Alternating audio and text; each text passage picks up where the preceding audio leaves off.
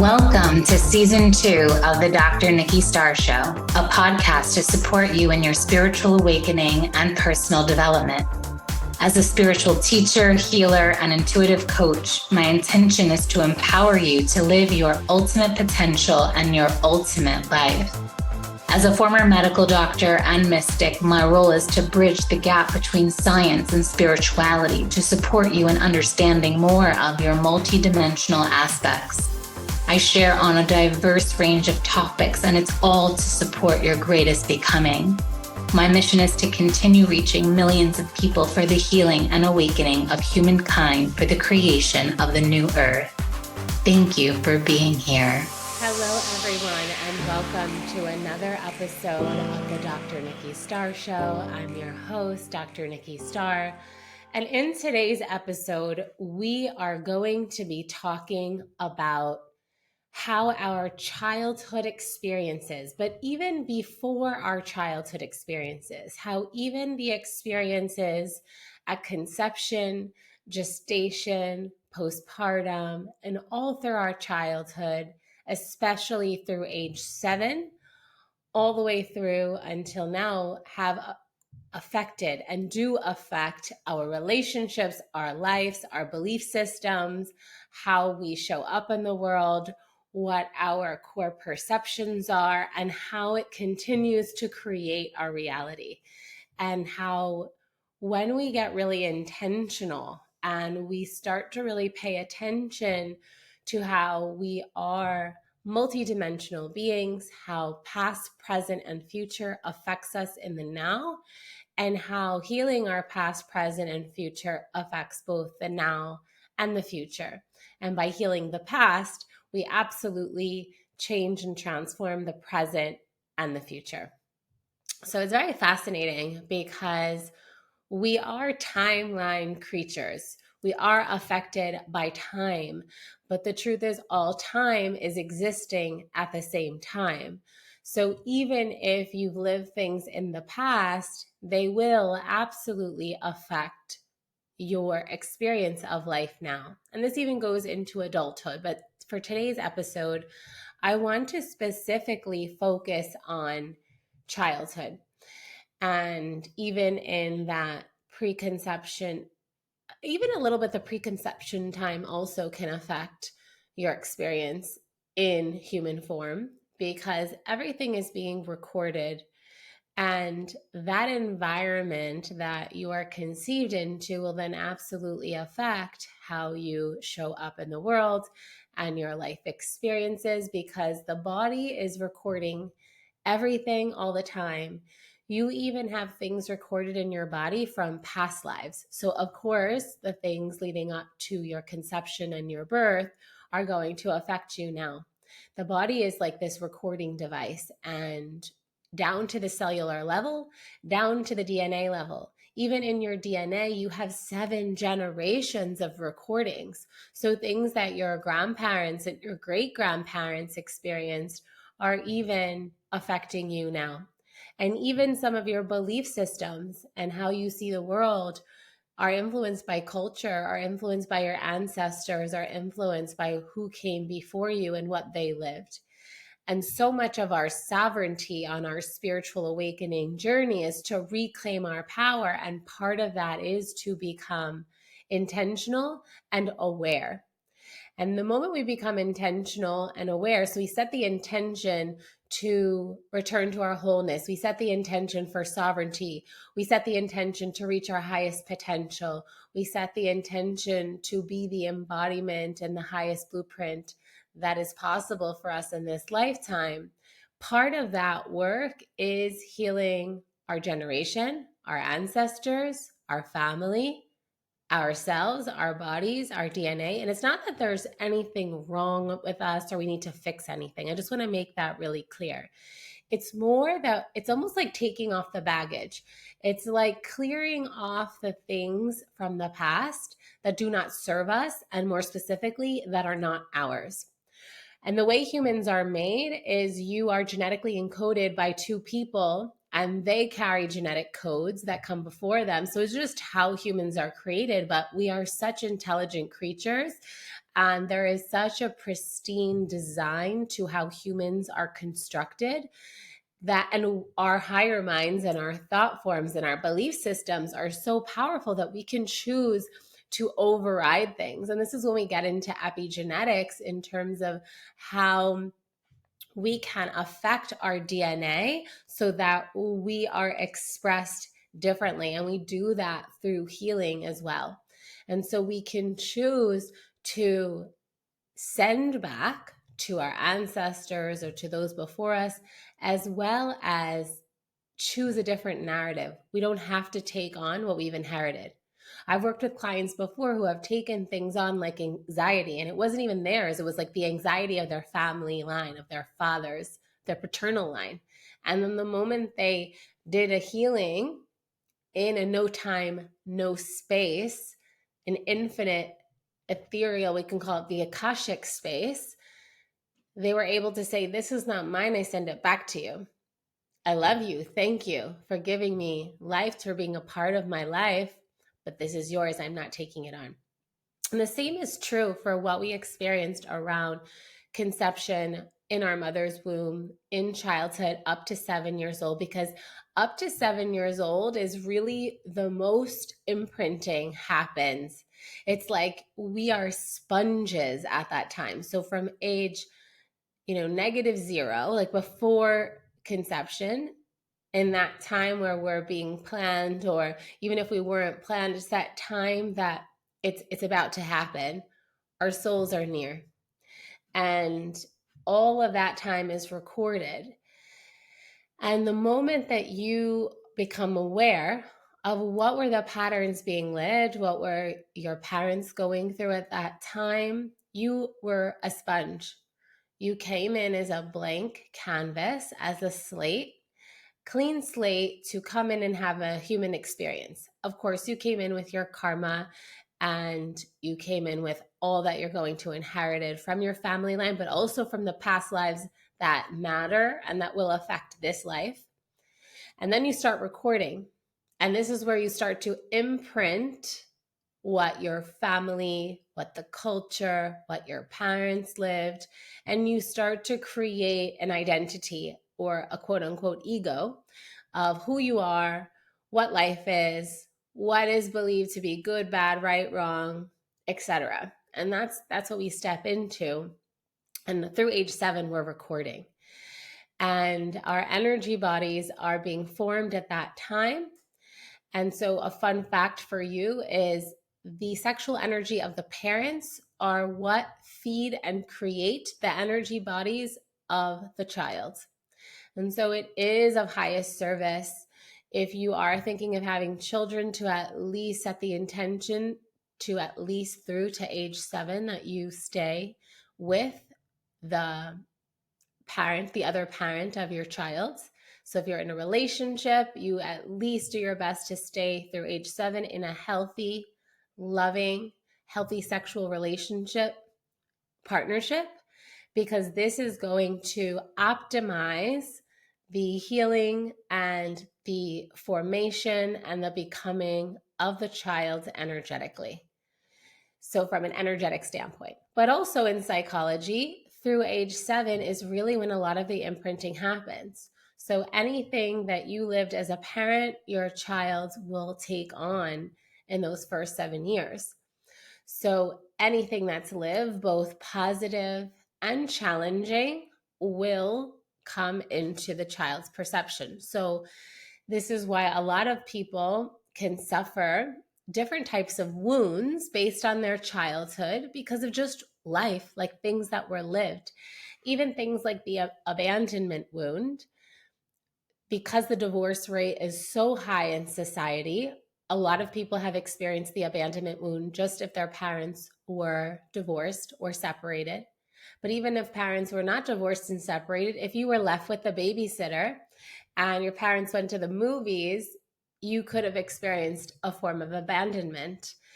And then you go on to have this fear of abandonment that you perpetuate into your relationships. And so much so that you then end up like ending relationships before they can end, and you perpetuate feeling abandoned because you experience that in that very formational time when you are forming your ideas about the world and ideas about the relationships in general, even ideas about love. The love that you witness between your parents is what you can generally think of as love. So, for example, if you were in an environment where everyone was loving, all is good. But if you were in an environment where there was a lot of fighting or chaos, you could equate love to chaos. Or you can equate love to, oh, but you fight when you're in love. And then you go on to find and have relationships that replay and recreate that kind of chaos or fighting that you experienced in that early time. Also, for example, if any kind of grief or death was experienced by your parents, whether they experienced the loss of someone or even betrayal, you can take on betrayal even though you didn't experience it, but it was in the field of your childhood experience. So it's so fascinating how those first few, not really few, but those first 7 years of life, we really want to create incubators for children and keep them as safe as possible.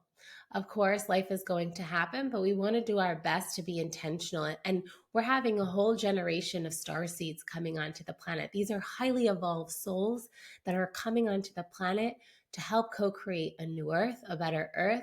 So we want to do our best to set up the best environments for them. So by coming into self-awareness around your own wounds that can be healed, that were experienced in childhood, we don't perpetuate that 7 generations. So we can do our best to set the stage for our children and our children's children to really have a better experience. And when I say better, it's not like right, wrong, good, bad. It's more like there are certain things that we can control in life and certain things we can't. And some things we won't be able to control, like when someone dies, but we can choose to be in integrity in relationship and choose to create the most loving, committed relationships that we can for the highest good of all, for the highest good of our families and the families to come. So this is really a podcast around self-awareness and to really reflect on what are some challenges you live now? And I can guarantee that you can trace them back to childhood. So I worked with clients in all kinds of challenges that they've gone through. And always when we go into timeline healings, which I'll share in the bonus section of today's podcast, is where we go back in time to childhood to unravel where a belief system or a distortion about reality, about life, about relationships was created. And when we unravel that and we do the healing of ourselves in that time with the help of our highest selves, with the help of ourselves now as adults, we can then begin to have a different experience around those specific things. So, for example, I've had clients go back to the first place they ever felt like they weren't listened to, because then this perpetuated them feeling the need to prove, and they overworked and hustled and they never felt good enough, right? So we go back to that time where they first felt either not good enough or not loved. Or when people feel like they don't belong, we go back to that first feeling in school where they felt they didn't belong for whatever reason, maybe how their parents chose to dress them, the experiences they had with the other children, maybe being of a different culture, a different religion. And it's very fascinating how we can trace it all back to within the first 7 years of life. And oftentimes, if it was a challenging childhood, a lot of people don't have many memories before age 7, but a few stand out, and oftentimes they can be traumatic and challenging ones. And so this is really about empowering you to reclaim your power in these parts and places where you may have left aspects of yourself, or you may have compartmentalized or shoved that in the corners as a coping mechanism. Because oftentimes when we forget, it is a form of coping. It's a way that we can still be with ourselves through any shame or guilt or trauma or hurt or pain. But what we really want to do as we're returning to our wholeness and coming into our full potential is we want to reclaim all of those parts. And it's been fascinating because this year, through the use of rebirthing, I have started to do work around healing the time in my gestation and my conception time, because my parents were in high school when they met, and they were in the glam rock and roll, the sex, drugs, and rock and roll scene of the 80s in New York City. So it wasn't one of those like planned where they were, they did get married while I was in the womb and they did their best, but it was they were young. They were, it was wild, fun times. They went through their own experience, but I was there recording all of it and having and creating my perceptions around relationship and love. And the fascinating thing is the conscious mind. So through me being a relationship coach and through doing my own studies around relationship, as well as through the intuitive space and understanding divine union and divine relationship at the highest level, my conscious mind knows what is for the highest good of all and what is the definition of a healthy, loving, prosperous relationship. But at the cellular level, if I experienced my parents separating and going through a divorce at a young age, and them being young and being in these environments that would challenge any relationship, I could see how sometimes the mind and the body are not in congruence. And so we do different types of healing work through energy, through breath work, through body work, etc., so that we can release the cellular memories in the body and then come into that coherence, which is all in alignment, so that your highest self is in alignment with what the mind knows, which is what is in alignment with what the heart knows, which is in alignment with what the emotional body knows, which is what the body, the physical body knows, and down to the cellular and DNA level. So right now, in this time of spiritual awakening, we are freeing ourselves and generations before us of how relationships have been. Even when I've done healings connected to my maternal ancestral line, there were things that the women were, you could say, quote unquote, putting up with or perpetuating because that's all they knew, because of their makeups and archetypes as healers, and then the type of men they attracted in. And then these cycles just perpetuate on through the different generations. So I have met women and worked with women and have seen where in the generational line, there's often the betrayal of the male betrays the female. And then many of the generations go on to live that.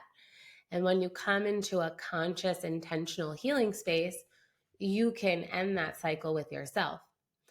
And thankfully, I've never experienced that myself, but I have had the feeling of betrayal and knowing that this is something I've inherited. And so to not create it with my thoughts or with my behaviors, it's been a conscious, intentional choice to look at, okay, what am I inheriting? What's mine? What's not mine? And vice versa. I have met men where they have in their line witnessed where the woman is the betrayer and the infidel. And they continue to see it in their family, and even they've experienced it themselves, and they continue to look for it, as in what you seek, you shall find. And so it's fascinating how we continue to see and recreate the wounds and the triggers and the traumas that we've seen in childhood, but even that our ancestors have lived before us. And healing is not just about the right now moment. What is triggered in the right now moment is giving you the clues and the keys of where to look next. But it's also about having compassion and developing the discernment. Okay, what's mine? What's not mine? What am I here to heal, not only for myself, but for the past generations and also for the future generations? And it's just so beautiful and fascinating how interwoven everything is, and also how much of a choice everything is. We do not need to accept our inheritances. We can choose to say, no, thank you, this ends here. And that's just what I love about the human experience is it doesn't happen to us. We do create it. Are there certain predispositions or things we inherit? Sure, and that's what we say is nature. But there's nurture, which is the environments that we choose to be in, the work we choose to do. We get to choose where we work, who we work with, the relationships we have. Sometimes two energies are so magnetic because they're here to teach each other things, and you can continue and go on relationship with them or not. But there is this divine intelligence that's playing out. But in every moment, you have your free will and choice. In every moment, there are opportunities given to you to heal, to let go. And also, if you choose to continue to play out the dramas, you can, absolutely. But I want you to know that you have a choice. And sometimes the thing that feels foreign or not comfortable is the very thing that will set yourself free. Because when you're playing out cycles from childhood, when you play those cycles out, you'll see how you end up having a point and a moment where you can decide to continue to respond the way you've been, or you could really choose a different response. And in choosing a different response, you choose the manifestation of a different timeline. You are not bound to what you lived before. You are not bound to continue the cycles of your family or anyone who came before you, or even of yourself. But this is specifically about that, about perpetuating the childhood or even the gestational or the preconception or the ancestral wounds into the now. And this really gives you a lot of power. So my intention with this podcast and all of my courses and healings is really about empowering you. And this is stepping into greater sovereignty. And my Ascension Code sovereignty is really about like breaking those shackles. So much so. And so much of healing the first step of healing is really acceptance. It's the awareness and the realization of it, and then it's the acceptance. And then you go from there in whatever direction calls you. And so the two, if you want to go deeper in this work, just connected to past, healing things of the past, of childhood, and even ancestors, is really about the piece of acceptance. And I actually share in the Acceptance Ascension Code, I really share a very personal story. And I get very emotional in that one. And then sovereignty is so much about setting ourselves free from the past, from our ancestors, from agreements even of past lives. And you can even do it of agreements in this life. And when you reclaim your sovereignty, which is your total freedom to really choose, so you're not enslaved by ancestors, or sometimes we feel enslaved into loyalty, even to our family. So things that happened in your childhood, you feel like you must make certain choices to be in alignment, to be accepted by your family, but you don't. You get to really create any life you desire. You get to free yourself of anything you desire. You really get to let go and design and create and live a life that is your highest excitement, that is the truth of your heart. And so a way that you can begin this, even this is a self-healing process, is just to reflect on what were the events that have brought you pain beginning from childhood, because we want to clear out any pain that you're harboring in the body. We want to transmute that to acceptance, and then ultimately to love, to return you to your wholeness, because that's when you have your full power online. And the truth is, that's part of what the spiritual awakening journey is. And so if you have the opportunity to work with healers, and even inner child work as well, where you really learn how to self-soothe and connect to your inner child, because so much of our triggers are connected to that inner child within. When we're not triggered by anything, that's essentially when we've healed everything. But anytime there's still triggers, it's information for us. Like there's still more that we can do if we want to. And it comes from a place of wholeness, not from a place of fixing or that there's something wrong with us. It's also an act of self-love, really, because as you go back to the past and to your childhood and you heal aspects of yourself, you are healing your relationships in the now. You're healing yourself now. And then your entire life is that much better because you start to see things in a different light also, because you remember that everyone's doing their best. You give yourself the healing, the love, the response that you needed to receive that whoever around you wasn't capable of, or they just couldn't do it, or they just didn't know how. And so when we take that responsibility, it's like a radical responsibility for our healing, for our well-being, our wholeness, our sovereignty, our creator power. And we really decide, like, I'm choosing a different kind of relationship. I'm choosing to show up in a completely different way. And because humans are polarizable and we all affect each other, if you show up differently in the world, everything will be different. Your life, your mission, your purpose, your relationships, your love, your romance, your fun, everything will be enhanced. And I'm just such a big fan of that, of just taking life by the reins and really ourselves too, and just deciding, like, who am I going to be? Who do I decide to be? What's the life that I'm choosing? What's the relationship that I'm choosing? And even if no one else changed or evolved or transformed or healed, I know that if I do, then it's going to be a different life experience, because this entire reality is about vibration and frequency. And as your vibration and frequency heals, evolves, ascends, raises, then you have different experiences, because we're pulling in experiences based on our frequency, based on our intentions, based on our goals, based on our perceptions, and especially based on our belief system and our thoughts. So it's time for you to reclaim your power in all of those things. And so many gems live in looking at your childhood. And you can start by asking your family, asking your parents each separately about your childhood, about your conception day, like what happened on the day you were conceived or around the time you were conceived, what happened during the pregnancy, what was being lived, what were the feelings your parents were going through, what were they experiencing in life, were they moving, was there challenges, was it just the most beautiful, blissful time, you know? And then same thing with as you transition into year 0 to 7, once you're out of the womb, what was happening then? What major life events did your parents live in those years? What do you remember that you can ask them about?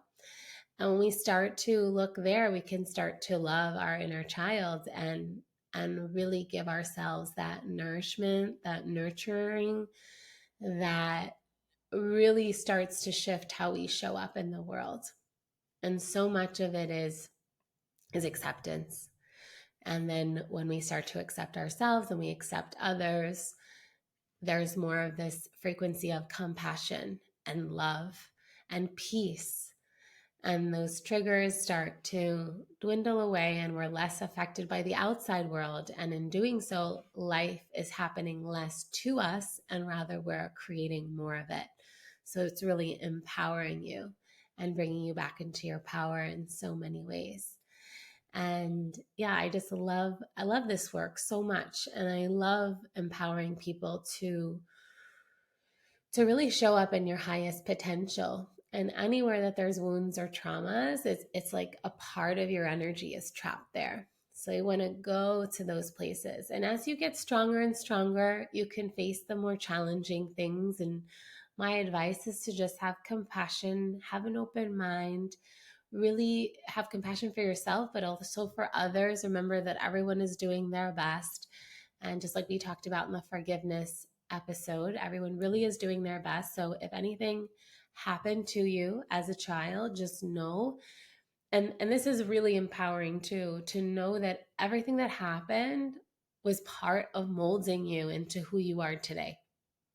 And so many of the healers and people I know who help others have had challenging childhoods and have also had challenging situations with our parents, where even some parents were very ill, whether it was emotionally, whether it was physically, and in some way the children had to be parents or had to grow up. And so instead of having that anger, just know that it was part of your formation. Whatever happened helped you develop. And some of the most powerful self-made people had the most challenging childhoods. And some people who are really struggling had some of the best childhood experiences. So there's no correlation. Know that there's no correlation like, oh, if everything would have been perfect, then my life would be perfect.